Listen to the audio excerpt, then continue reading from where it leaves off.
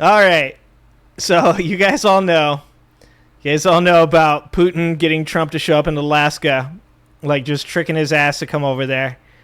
You guys know that Trump had actually offered, I believe he offered mining rights to the oil and shale off of Alaska. This guy is the participation trophy president. Like, it's so funny to hear Republicans for the past decade cry and complain about participation trophies. And this president will do anything possible, like give away half of Ukraine, like whatever it takes to get himself a Nobel Peace Prize. He does not give two shits about Ukraine. He doesn't care about the people that are dying in Ukraine. He doesn't care about people in Russia that are dying.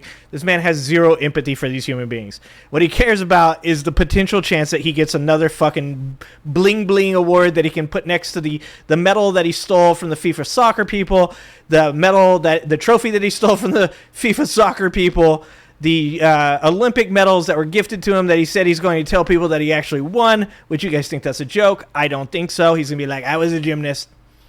I actually was very good on the pommel horse. You guys don't know. Do you know what a pommel horse is? It's a crazy word. A lot of people don't know what a pommel horse is. It's actually pommel horse is a crazy word. It's like groceries. But anyways, apparently, when Trump went to Alaska, to the Air Force base to stand there and capitulate to Vladimir Putin and look like a complete and utter fucking embarrassment. They left behind some papers, guys. Donald Trump, Joe Biden literally would fucking wander off a stage and people would have a fucking seizure over the fact that Biden had wandered off the stage the wrong way. Donald Trump can do shit all day long and people are just like, he's so good, he's in perfect health. He's a mental juggernaut. Okay. Papers with U.S. State Department markings found Friday morning in the business center of an Alaskan hotel revealed previously undisclosed and potentially sensitive details about the August 15 meetings between President Donald Trump and Russian President Vladimir Putin in Anchorage.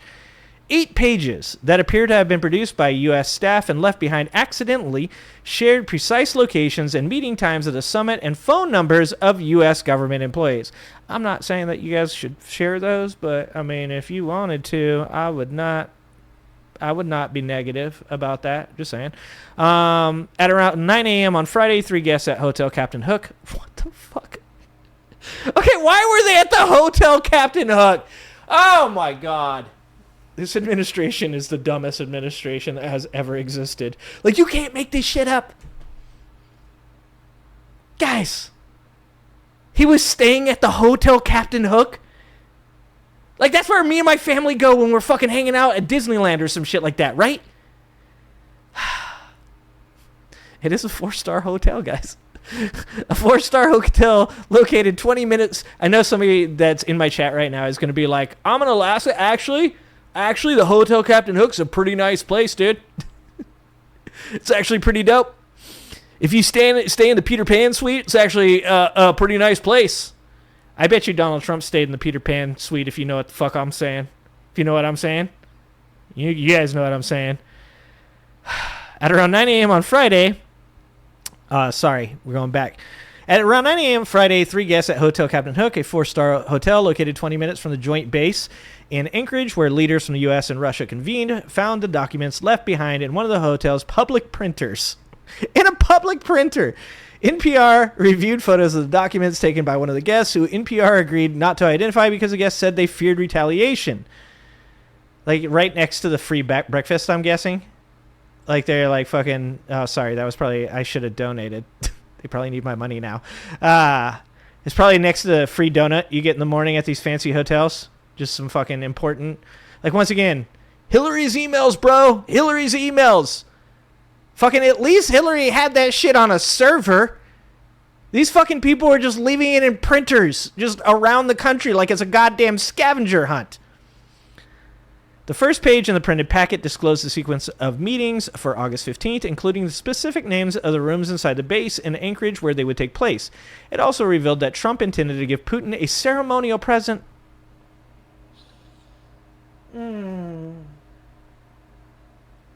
Was it Alaska? Was the ceremonial present Alaska? POTUS to President Putin, the document states. American bald eagle death statue. Fuck me! An American bald eagle death statue. Oh my god, is he gonna get a commemorative plate too? Maybe we should get him a fucking commemorative plate. Oh my god. We have gotten so fucking gaudy. I bet you Donald Trump got it off Fingerhut. He's probably put it on layaway.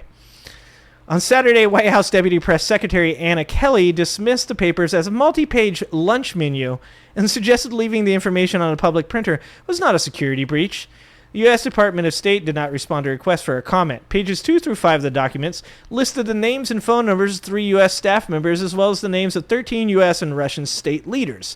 The list provided phonetic pronounces for all the Russian men expected at the summit, including Mr. President Putin. That's straight up for Trump. You know that's for Trump. Pages 6 and 7 of the packet describe how lunch at the summit would be served and for whom. A menu including the documents indicated that the luncheon was to be held in honor of His Excellency Vlad Putin. Putin!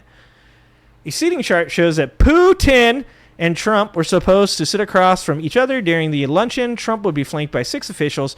Secretary of State Little Marco, Secretary of Defense Whiskey Pete, and White House Chief of Staff, you all should be fucking actually scared of her, Susie Wiles, to his right, and Secretary of the Treasury, definitely on the spectrum, Scott Bessent, Secretary of Commerce Howard, I'm gonna fuck you all and take all your money, Lutnick, and Special Envoy for Peace Missions Steve, I have no fucking idea what I'm doing, Witkoff, to his left. Putin would be seated immediately next to his Minister of Foreign Affairs, Sergei. I'm probably going to poison all of your tea except for Trump's because he's the only person we need to stay alive so that way he can continue to burn out this country. Lavrov. And his aide to the President of Foreign Policy, Yuri, if fucking Sergei doesn't get you, I will take care of it. Ushakov? You guys didn't want to include the phonetic spelling of that guy's name? During the summit, Friday lunch was apparently canceled. You don't say. Putin's like, yeah, anyways, I didn't want to hang out with you. But it was intended to be a simple 3-course meal, the document showed. After a green salad, the world leaders would die on filet mignon and halibut Olympia. Creme brulee would be served for dessert. Well, fucking we are canceling fucking cancer research for children. They're eating, fucking Putin is eating filet mignon, halibut Olympia, which I can only guess is halibut that is marinated in an Olympia beer.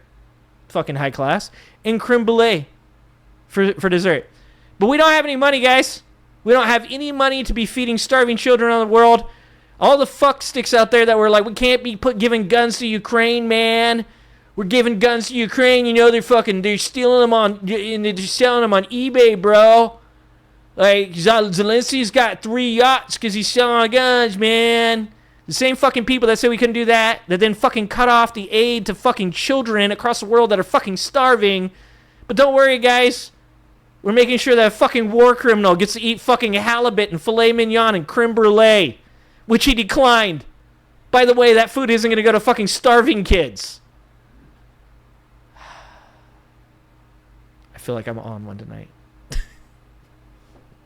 John Michaels, a professor of law at UCLA, who lectures about national security, said that the documents found in the printer of the Alaskan hotel reveal a lapse in professional judgment in preparation for a high-stakes meeting. It strikes me as further evidence of the sloppiness and incompetence of this administration, said Michaels. You just don't leave things in printers. It's that simple. Sounds simple. The printed papers are the latest example of a series of security breaches by officials of the Trump administration. Earlier this week, members of a law enforcement group chat that included members of U.S. Immigration and Customs Enforcement added a random person to a conversation about an ongoing search for a convicted attempted murderer. Hopefully it wasn't the convicted attempted murderer. In March, U.S. national security leaders accidentally included a journalist in a group chat about impending military strikes in Yemen. That was Whiskey Pete. This fucking adding people to the group chats thing happens so often that I forget. Or I just like cruise right past it because I think it's just another one.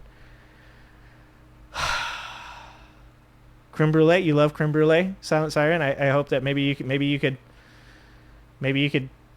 apply to get that sent to you.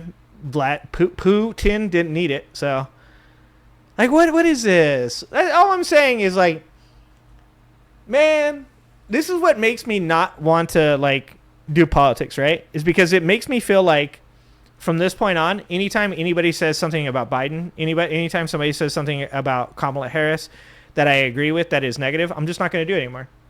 Like, what was the recent thing was Mom Donnie. People saying, Cuomo saying that Mom Donnie lives in a rent frozen apartment that was meant for underprivileged people, right? And how that's hypocritical. When I first saw that story, I was like, first of all, release the fucking Epstein files. That was my first thing I thought. Okay, release the fucking Epstein files. That was the first thing I thought. But then after that, I was like, okay, well, you know, that is something that as a person that holds these moral values, I think I should look into and determine whether or not I think that it was appropriate or not. He claims he didn't know that it was rent frozen. I'm not sure about how those things work, so I'd need to look more into it to figure it out, right? But when I see shit like this, and I see that people on the right refuse to have any like self-introspection, they're massive fucking hypocrites. Every single thing that they said that they believed 8 months ago that they gave me so much shit for, they fucking DM me and sent me fucking memes and fucking videos and all of this shit over and over and over and over again. Just fucking virtuous signaling how they were the better party, how fucking the left just like, they do all of this terrible shit. Then they just turned around and fucking did all of that shit. It makes me feel like I should just be like, you know what? Fuck it. You know what? I don't give two shits that Hillary Clinton had an email server. Don't fucking care. Kamala Harris, she prosecuted people? No, she didn't. No, she didn't. Nope. No, she didn't. Joe Biden had cognitive decline? No, he didn't. He was sharp as tack. Fucking amazing. Did a great job. Don't see anything wrong with it. Nope, I watched all the videos. He's perfect. Dude was great. That's how I feel like being now. I'm fucking over it.